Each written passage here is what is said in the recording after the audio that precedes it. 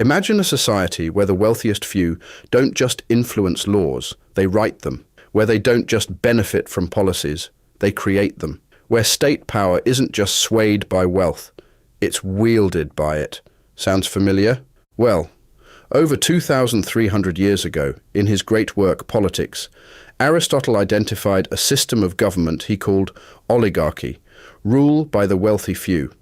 Based on his studies of history and politics, he described how this system arises, how it maintains power, and why it's inherently unstable. As you read Aristotle's description of oligarchy, you might start to recognize some unsettling parallels to your own society today. From the concentration of wealth to the influence of money in politics, Aristotle's ancient insights in many ways feel eerily modern. So in the next few minutes, we'll break down Aristotle's blueprint of oligarchy, perhaps uncovering how its ancient patterns may still occasionally echo in the corridors of power today. To understand Aristotle's view of oligarchy, we first need to understand his categories of regime types. In his typical systematic approach, Aristotle identified 6 distinct types of government, divided into 2 categories. There are the true forms and their perverted counterparts. Within the 3 true forms, we have monarchy first. In its ideal form, the monarch would be virtuous and govern for the common good. Next is aristocracy, which is ruled by a select few. For Aristotle, these aren't just the wealthy or the well-born, but the aristos, meaning the best, most virtuous, and most capable members of society. The third true form is what Aristotle called polity, sometimes translated as constitutional government. This is a mixed system, blending elements of democracy and oligarchy, but with a strong legal basis that prevents any powerful group from abusing the others. Now, for each of these, Aristotle identified a corresponding perverted form, a government that shares similarities with its true counterpart, but has deviated from the path of virtue and common good. Monarchy's corrupt twin is tyranny, as I presented in a previous video, and democracy is seen by Aristotle as the perverted form of polity. It's ruled by the masses, but without the legal limits of the polity, where decisions are driven by the majority's desires rather than the common good. For Aristotle, this often leads to demagoguery, instability, and the erosion of justice.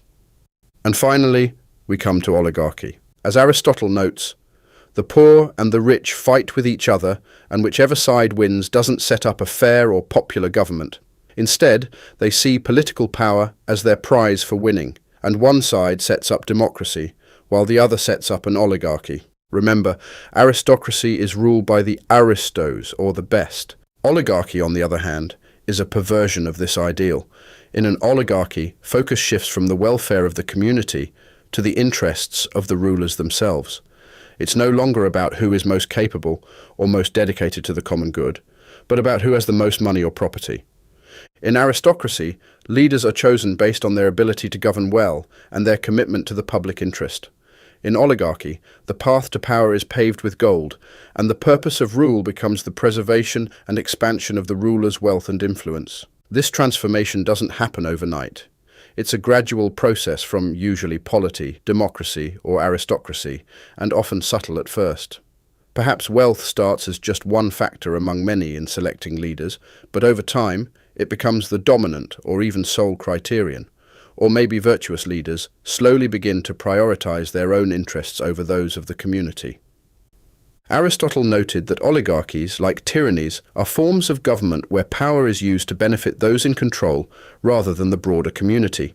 So both systems are self-serving, but while tyranny is ruled by one person and his close circle, an oligarchy is ruled by a few more individuals. But more importantly, tyrants often rely on military force, whereas oligarchs first and foremost gain and maintain their power through their wealth. This is sometimes written into the law, but often it's just based on informal influence, which leads to laws and policies that favor the wealthy.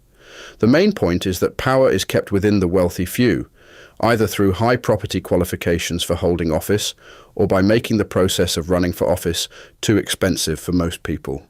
This financial control allows them to operate within existing legal and political systems, manipulating these systems to suit their needs. This gives oligarchies an appearance of legitimacy, making them seem more stable than tyrannies, but Aristotle still considered them unstable at their core. Oligarchs are skilled at using their political power to protect and grow their wealth. They might pass laws that give them lucrative government contracts, protect business monopolies, or create regulations that limit competition.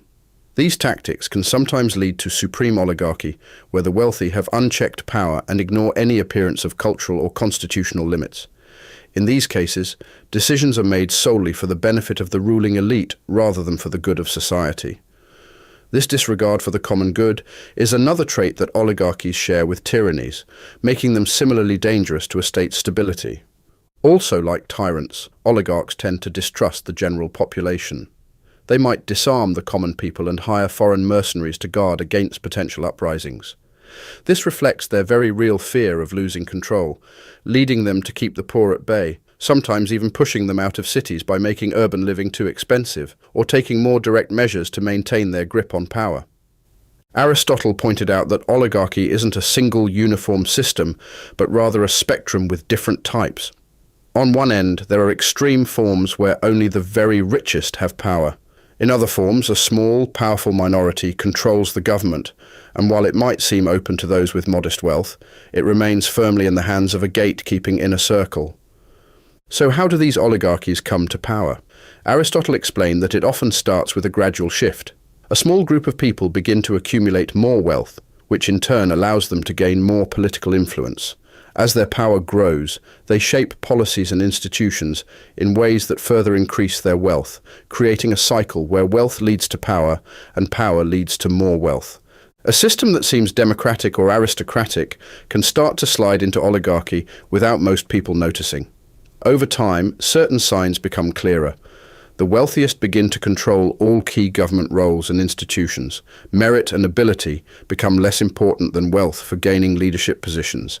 And the idea that economic inequality also justifies political inequality becomes more accepted. Once an oligarchy is established, the people in power use several tactics to keep their hold on power. First, they use state power to keep class distinctions in place, reinforcing social barriers that prevent people from moving up. This might involve controlling the education system to ensure that only their children can afford the opportunities for leadership roles, or enacting laws that make it harder for those born into lower classes to build wealth or social status. Gradually, oligarchies take control over the legal system and lawmaking process. They shape laws to serve their interests, often claiming they are just protecting property rights or maintaining economic stability. This can mean taxes that benefit the wealthy, or regulations that protect their businesses from competition. Eventually, the wealthy begin to exert influence over all crucial aspects of society, perhaps the primary industries, major trade routes, or the means of cultural production. Furthermore, oligarchies rely on strong alliances among elites. These aren't just political alliances, but also social and economic connections, like intermarriage between powerful families, shared business interests, and exclusive clubs. These connections create a tightly knit ruling class that works together to maintain its control. Over time, this concentration of power and wealth often leads to a decline in public virtue, where personal gain takes priority over the common good among all members of society. At this point, you might be wondering how these ancient insights apply to the world around us. While Aristotle was examining the city-states of ancient Greece, his observations on oligarchy were remarkably astute and perhaps relevant to a few other societies throughout history. Let's consider some signs that might indicate the presence of oligarchic tendencies.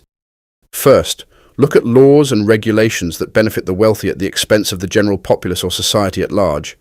This isn't always obvious. It might be hidden in complex tax codes or subtle regulatory structures. Imagine, for instance, a tax code that allows owners of luxury yachts to claim significant deductions while providing no comparable options for ordinary citizens. Next, examine economic policies. Do they tend to increase concentration of wealth? Aristotle noted that oligarchies use their power to further enrich themselves. Consider a hypothetical society where the government consistently bails out large corporations, which hits the general population with inflation, higher taxes, and reduced public services. Over time, this could lead to increased wealth concentration.